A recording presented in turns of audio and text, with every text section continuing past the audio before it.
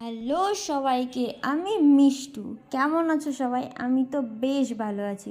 শুধুমাত্র ল্যাদ খেতে খেতে খেতে খেতে এমন ল্যাদখোর হয়ে গেছি যে ভিডিওগুলো পড়েই থাকছে, আমার আর ছাড়া হচ্ছে না। যাই হোক, এই দিন আমি চলে গেছিলাম আমার বরের সাথে কলকাতা।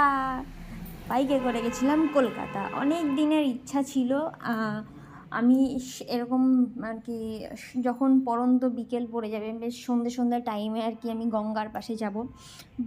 বাট কোনো দিন সেটা পসিবল হয়নি।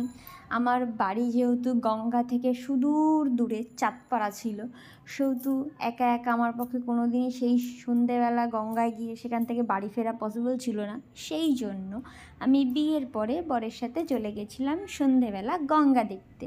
এটা আমার বহু দিনের ইচ্ছা ছিল।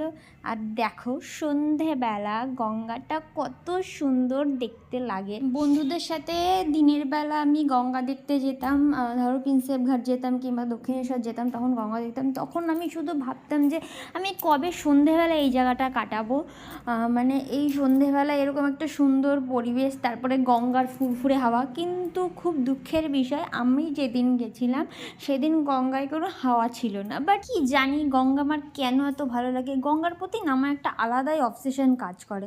তাই এখানে গঙ্গার পাড়ে বসে দুজনে মিলে একটা দুটো লেমন টি নিয়েছিলাম।